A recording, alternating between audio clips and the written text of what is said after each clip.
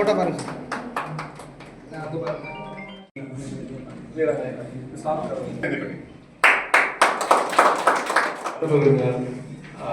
தொடரை அமைச்சர் தலைமையிலும் மற்றும் ஏஜி தொடரை அசாக்ஷ்மாலையும்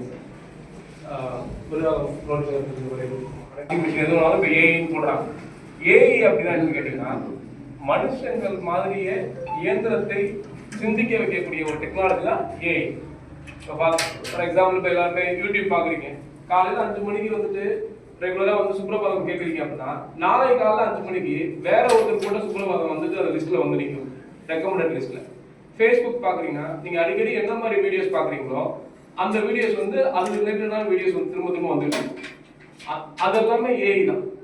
ஆனால் 2022 நவம்பர் மாதம் ChatGPT அப்படின்னு ஒன்று இன்ட்ரடியூஸ் பண்ணதுக்கு அப்புறம் தான் ஏஐ வந்து மக்கள் பயன்படுத்த ஆரம்பிச்சாங்க. அது வரைக்கும் பெரிய பெரிய நிறுவனங்கள் மட்டும் பயன்படுத்திக்கிட்டு இருந்தாங்க. இப்போ வந்து எல்லாமே ஏஐ தாங்கிற மாதிரிட்டு நீங்கள் என்ன பற்றி கேட்டாலும் வந்துட்டு ஏஐ வந்துட்டு அதுக்கு தகுந்த ஆன்சர் சொல்லும். ஃபார் எக்ஸாம்பிள், விருத்தாச்சலத்தில் வந்துட்டு ஆற்றுல தண்ணி இருக்கா அப்படின்னு கேட்டால் கூட பதில் வரும். எப்போ தண்ணி வரும் அப்படின்னா எந்த மாதம்லாம் தண்ணி வந்துச்சுன்னு வரும். அது மாதிரி வந்துட்டு இப்போ நீங்கள் லாஸ் ஏஞ்சல்ஸ் கணக்குதா எப்படி போகணும்னா அப்படி கேட்டாலும் சொல்லும். இதெல்லாம் வந்து ஏஐயோட ஸ்டார்டிங் ஸ்டேஜ். இதுக்கு அடுத்து வந்து பார்த்தீங்கன்னா இமேஜ் கிரியேட் பண்ணி கொடுப்போம், வீடியோ கிரியேட் பண்ணி கொடுப்போம். வீடியோலாம் பார்த்தீங்கன்னா ஒரு மாடல் வச்சு செலவு பண்ணி எடுக்கணும்னா ரொம்ப செலவாகும். அப்போ ஒரு வீடியோ கிரியேட் பண்ணி கொடுக்க முடியும். இதை தாண்டிட்டு இப்போ ஏஐ ஏஜென்ட்ஸ்னு ஒன்று வந்துருச்சு. ஏஐ ஏஜென்ட்ஸ்னா நீங்கள் ரெகுலராக செய்கிற வேலையை அது செஞ்சிடும். அடுத்து பார்த்தீங்கன்னா ஏஐனா ஆர்டிஃபிஷியல் இன்டெலிஜென்ஸ். இதுக்கு அடுத்து ஆர்டிஃபிஷியல் ஜென்ரல் இன்டெலிஜென்ஸ் அப்படின்னு ஒன்று வரும். அது என்ன அப்படின்னா, இப்போ ஃபார் எக்ஸாம்பிள் சிட்டி படம் பார்த்துருப்போம். ஒரு ரோபோ வந்துட்டு சிட்டி வந்துட்டு டீயை போடு அப்படின்னா என்ன பண்ணுவோம், போட்டுரும். இப்போ இருக்கிற வரைக்கும் ஏஐ வந்து அதுதான் செய்யும், இதை போடுனா போட்டுரும். ஆனால் ஏஜிஐ வந்ததுக்கு அப்புறம் என்ன ஆகும்னா, மனுஷங்கள மாதிரியே யோசிக்கும். இது கண்ணாடி கிளாஸ் ஆச்சு, இது போடக்கூடாது, உடஞ்சு போயிருமே அப்படின்னு சொல்லிட்டு. அதுக்கு அடுத்து வந்துட்டு ஏஎஸ்ஐ அப்படின்னு ஒரு டெக்னாலஜி வரப்போகுது. ஏஎஸ்ஐனா ஆர்டிஃபிஷியல் சூப்பர் இன்டெலிஜென்ஸ். அது என்ன பண்ணுன்னா, மனுஷங்க பண்ண முடியாததான் பண்ணும். ஸோ அதுதான் உச்சமாக இருக்கும். அதனால் இப்போ இன்னைக்கு டேட்டில் பார்த்தீங்கன்னா ஏஐங்கிற டெக்னாலஜி அவுடேட்டட் அப்படின்னா ஒரு டெக் வேர்ல்டு. அப்படிங்கிறப்போ அந்த மாதிரி ஒரு டெக்னாலஜி நம்ம பிள்ளைங்களுக்கு கிடைக்காம போயிடக்கூடாது. நம்ம பிள்ளைங்கள் வந்து ஒரு குக்கிராமத்தில் இருந்த ஒரு பிள்ளைக்கும் ஏஐ தெரியணும் அப்படிங்கிற எண்ணத்தோட விளைவு தான் அன்புகுமரன் சார் கூட சேர்ந்து இந்த மாதிரி ஒரு ஏஐ நம்ம பிள்ளைகளும் உலக அளவில் போட்டி போகிற அளவுக்கு சிறந்து விளங்கணும். ஏன் அப்படின்னா இன்னைக்கு வந்து ChatGPT வந்து அதோட போட்டியாக இருக்கக்கூடியது. இன்னைக்கு உலகம் ஃபுல்லாக வந்து கூகுள்லாம் பெரிய சர்ச் இன்ஜின் சொல்கிறோம். அந்த கூகுளை வந்து ஒரு வேலை பேசுகிறார். அவர் பேர் வந்து அரவிந்த் சீனிவாஸ். அவர் தான் பர்பிள் சிட்டி அப்படிங்கிற ஒரு ஏஐ டூல் வச்சிருக்காரு. அதை வந்து வேலை பேசுகிற அளவுக்கு வந்திருக்காரு. அப்போ நம்ம ஊர்லேருந்து போகிறவங்க இன்னைக்கு உலகத்துல இருந்து திரும்பி பார்க்க வைக்கிறாங்க. அப்படிங்கிறப்ப நம்ம பிள்ளைங்களும் நாளைக்கு இது மாதிரி உருவாகுவாங்க அப்படிங்கிற நம்பிக்கையோட தான் இது மாதிரியான துவக்கமாக இருக்குது. இந்த நிகழ்வுக்கு அனைவருக்கும் நன்றியை தெரிவித்து இது பண்ணிட்டு இருக்காரு.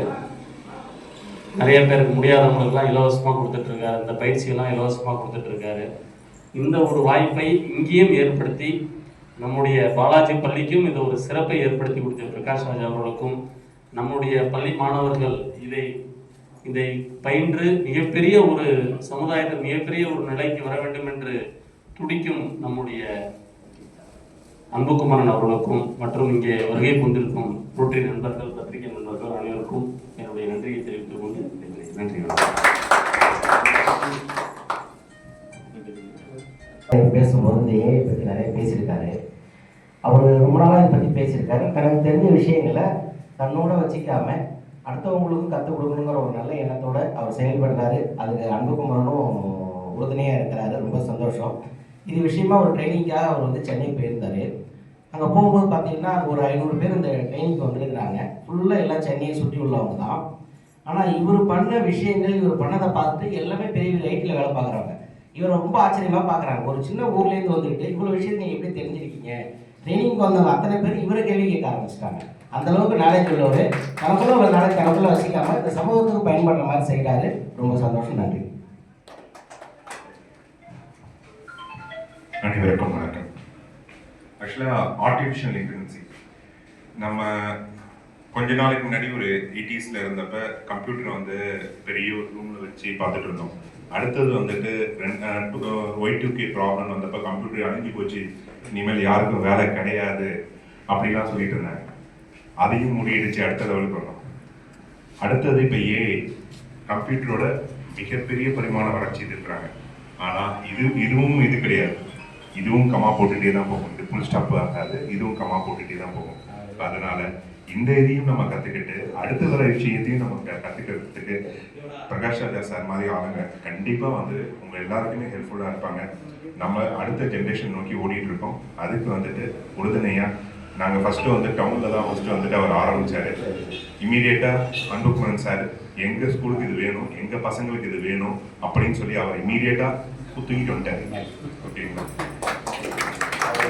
ஸோ இதை வந்து டீச்சர்ஸும் வந்துட்டு பசங்களை வந்து கற்றுக்கிறதுக்கு ஹெல்ப் பண்ணுங்க. டீச்சர்ஸ் நீங்கள் தான் வந்து பசங்களை வந்துட்டு யூஸ்ஃபுல்லாக வந்துட்டு அவங்கள இது பண்ண கற்றுக்கிறதுக்கு. ஏன்னா இது எல்லா ஸ்கூல்லையும் பண்ணலை, உங்கள் ஸ்கூலில் பண்ணுறாங்க. ஸோ இதை பசங்களுக்கு எடுத்து சொல்லுங்கள். உங்கள் ஸ்கூலுக்கும் பெருமை இது. இது வந்து பசங்க வளர்ந்து வந்தாங்கன்னா ஸ்கூலுக்கு பெருமை. ஓகேங்களா? அனைவருக்கும் இனிய காலை வணக்கம். குழந்தைகளா, உங்களுக்காக வேண்டி உங்கள் ரோட்டரி சங்க தலைவர் தாராளர் அவர்கள் நம்ம சிஎஸ்சி கம்ப்யூட்டர்ஸ் பிரகாஷ் மூலம் இந்த கோர்ஸை இந்த ஸ்கூலில் உங்களுக்காக வேண்டி எடுத்து கொண்டு வந்திருக்காரு. அதுக்கு முதல்ல நீங்களே ஈஸியாக ஒரு தேங்க்ஸ் சொல்லுங்கள்.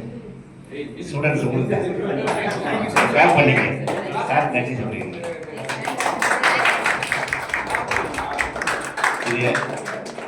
இது உங்களோட வளர்ச்சிக்காக வேண்டி கொண்டு வந்திருக்காங்க. இதை எந்த அளவுக்கு இதில் முன்னேறி கொண்டு போயிட்டு இந்த ஸ்கூலுக்கும் நம்ம பெருமை சேர்க்குமாறு அன்போடு கேட்டுக்கொள்கிறேன். நன்றி.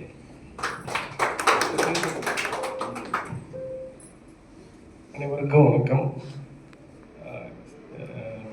இந்த நிகழ்ச்சியை சிறப்பாக ஏற்பாடு செய்த பிரகாஷ் அன்புகுமார் சாமி நன்றியை தெரிவித்துக் கொள்கின்றேன் மற்றும் பத்திரிகையாளர்கள் நன்றியை தெரிவித்துக் கொள்கின்றேன். வாய்ப்புகள் சில சமயம் கிடைக்காது, தேடி போய் அடையிற மாதிரி இருக்கும். இப்போ உங்களெல்லாம் தேடி வந்திருக்கு. இதை அருமையாக நீங்கள் வந்து யூஸ் பண்ணி நல்ல முன்னேற வாழ்த்துக்கள் கூறுகிறேன். நன்றி, வணக்கம்.